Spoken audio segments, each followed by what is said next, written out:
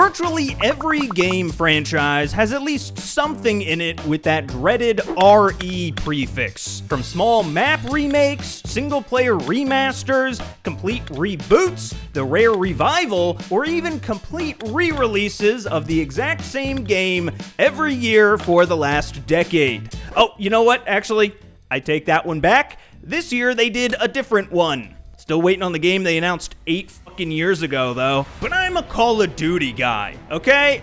I don't like it. I didn't choose this. It just sort of happened, okay? It's like a Harry Potter house or a star sign. And Call of Duty multiplayer specifically is interesting to me because it's actually mastered all of the different disciplines of the art of the remake over the years. First, we've got the Standard Remaster. And my first experience with them in COD was back in the original MW2. Now, back in the day, this was actually only the 6th mainline Call of Duty title. And the first 3 of those games were a little all over the place in terms of level design. So there really wasn't much of a deep bench to pull from if the game wanted just a quick little nostalgia boost, resulting in them bringing back the iconic foursome of Vacant, Crash, Strike, and Overgrown from Call of Duty 4, which at the time was only 2 years old, which looking back feels a little odd.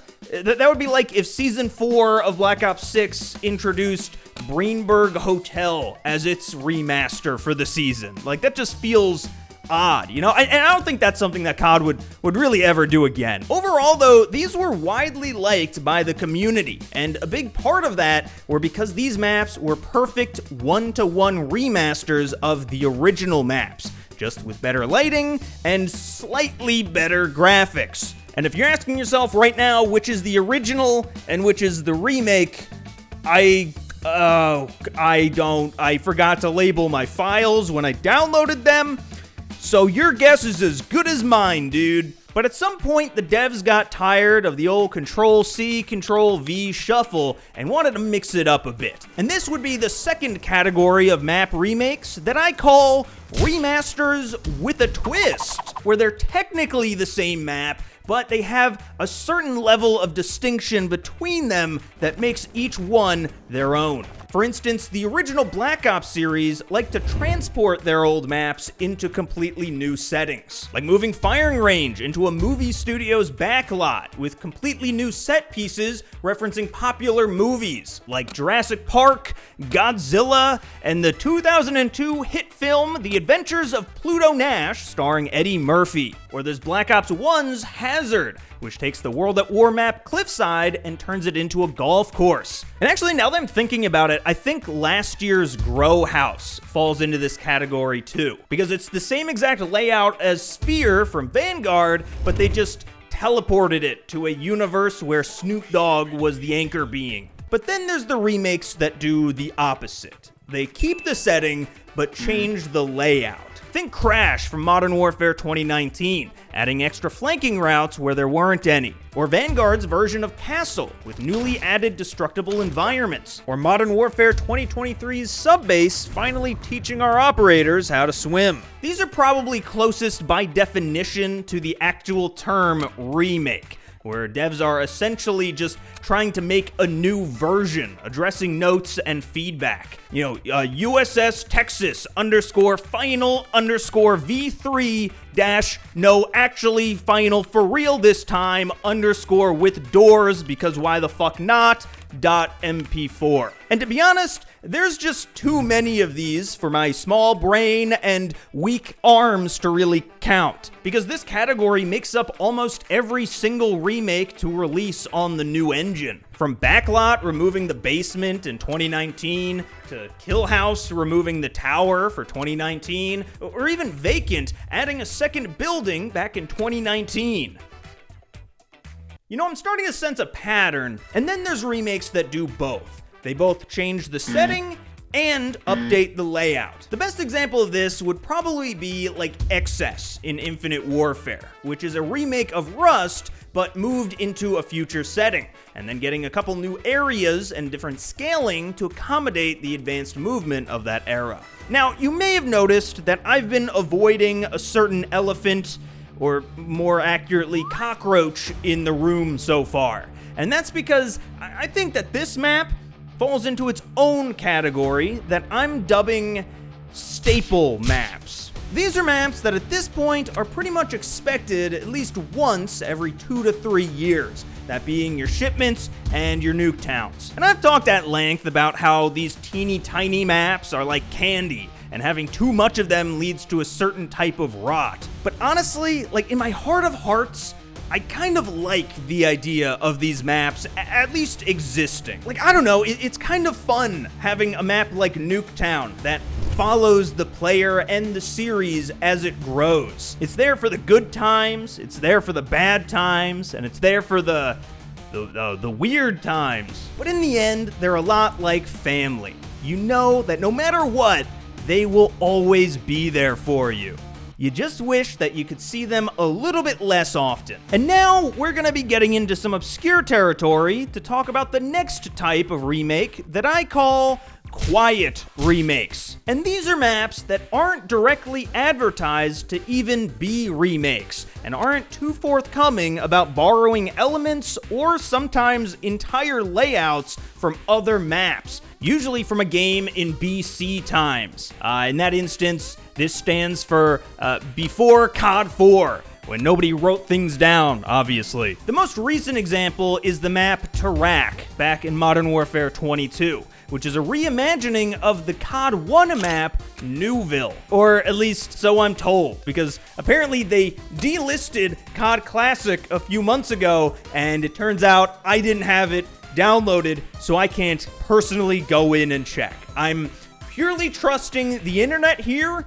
That has never led me astray, don't worry. Then back in 2019 of all places, you also had Suldell Harbor, which was a quiet remake of just Harbor from COD 1 as well, which explains why everybody played that map like an aging World War II veteran. And I actually didn't know this until someone pointed it out in the comments of one of my other videos, but Modern Warfare 2's Wasteland was also actually a quiet remake. It was based off of the map Brecourt from classic Call of Duty as well. But the distinction here is that in all of these circumstances, they weren't directly marketed as map remakes, but just ordinary original maps, because you know, let's be honest. Anyone who played Newville back in the day wasn't still around for Tarak 20 years later. Like that's a complete generational shift. I also very recently just learned that the map Chinatown from COD 4 shares a layout with Carentan, and I just never noticed. Both of these maps have been remade a few times since then, and it just right over my head. I just never even realized. Now, I don't know if that one really is a quiet remake or not, because I wasn't around when Chinatown came out. I'm not sure if they advertised it as such. But anyway, I just thought that was interesting. I didn't know that. Did you know that? Have you been keeping things from me? Then there's also a handful of maps that take certain elements from older maps, but remix them into their own setting and layout, with the most famous recent example being Palaio's Lighthouse in MW22, incorporating the living room from Estate. But there's also lesser known ones in that same game, like Farm 18, containing a building from the classic Pavlov, or MW3's first war map being built on top of Candor Hideout, Crossfire, and Countdown all stitched together. But I wouldn't really consider any of those maps to be remakes per se, and I'd kind of put them in the same category as when they shove multiplayer maps into the BR map, or the constant spattering of Noctur and Toten across nearly every Treyarch Zombies game since the original. They're just subtle little nods to get the childlike part of your brain to go all mushy, and all you can think of to say is, "Oh my god, check it out!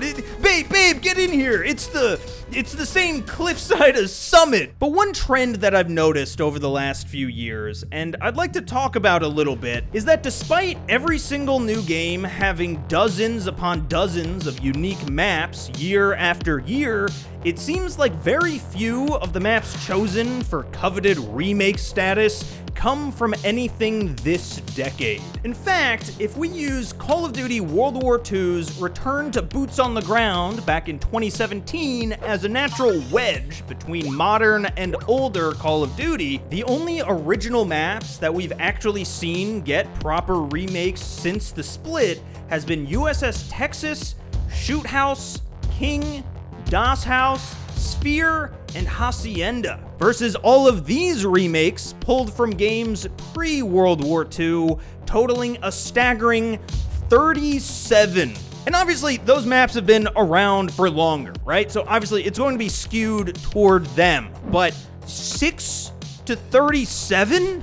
What is that? My fucking KD? And that's not even counting map variants, staple maps like Shipment or Nuketown, or all of the MW2 remasters that last year's game launched with. Like, it's such a huge divide. And I'm a little torn because I grew up playing those old maps, and even now, I still get excited every time that a new one is announced from that era because I want to relive those memories. I want to feel 16 again instead of 58. How old am I? But there comes a point where it feels like we're retreading the same backwash. Like, don't get me wrong, I love Firing Range, one of my favorite maps of all time, but it's been remade 5 times. And I think it's about time that we start moving away from the old guard. And I'm not personally in the camp that all modern COD maps are trash now, but I know that a lot of people are.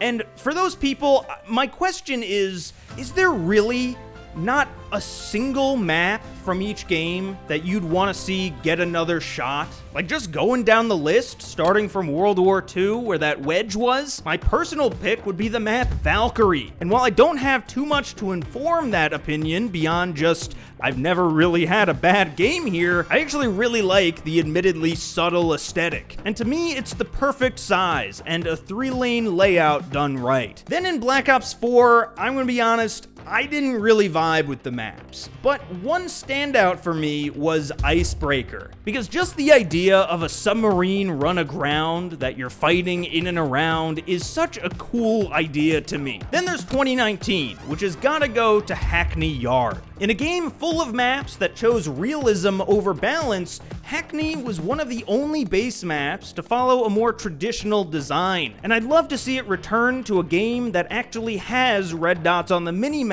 and good visibility. For Cold War, it's the Pines, and I would even go a step further, and I think that this would make a fantastic staple map. Like, imagine if every new Black Ops game released with a new version of this mall, continually renovated as it moves onto the next time period, changing both the visuals and the layout as it's remodeled. And next up, I'm going with Eagle's Nest and Vanguard. Although this game actually had tons of really good launch maps. Like, there's not a single one that I wouldn't be happy to see return. Then is MW22, with one of my favorite maps of the last few years, Vondel Waterfront, which again, I think is the perfect size, and is probably the only map in this game that actually uses the game's swimming mechanics in a way that feels right. Then last year is another DLC one, Grime, that even my first time playing, it just felt like an instant classic to me. And lastly, we have Black Ops 6, where I'll name Skyline as the big winner. And honestly, I don't think I'll have too many people disagree with me here, because it's small, but it still actually has decent flow, with a decent amount of verticality as well, that usually rewards map knowledge over just blind stimming and sliding. Because thinking back about maps like Firing Range, Terminal, or Crash, they were all solid maps in their respective game, but they weren't really these instant classics like we regard them to be now. And it wasn't until their remasters that really elevated them above the rest. And in these times where every game already kind of blends into the next, I think ironically not having any remakes from semi-recent games kind of doesn't let any individual one stick in players' minds like they used to. And then the problem just continues to grow because the maps that people know the best are already the ones that get remade all the time, and so people are begging for those maps to keep coming back over and over again because they're the ones that everybody thinks of. You see how it's like a self-fulfilling prophecy? So please, if any Call of Duty devs are watching, I beg of you, give some of these maps a chance to become classics. Don't let thousands of hours of work across hundreds of maps be just forgotten. Let us as a community have something to latch onto again. And please, just don't let the most recognizable map from World War II be fucking USS Texas. I fucking hate USS Texas. But that's all just me, right? And I'd be curious to know, what maps of the last few years do you guys think is worthy of a remake one of these days? And I swear, if anybody says Stakeout, I'm gonna have an aneurysm. It's gonna happen. I don't even know what an aneurysm is, to be honest, but it's gonna happen. I'm gonna, die? Is that a deadly thing? Channel members are listed all around me. If you want to become a channel member, you get early videos, bonus videos, all that stuff. Hit that little join button down below. It really, really helps out the channel. And for everybody else, feel free to like, subscribe, and email your local congressperson to let them know that I'll be seeing you. That feels like a threat.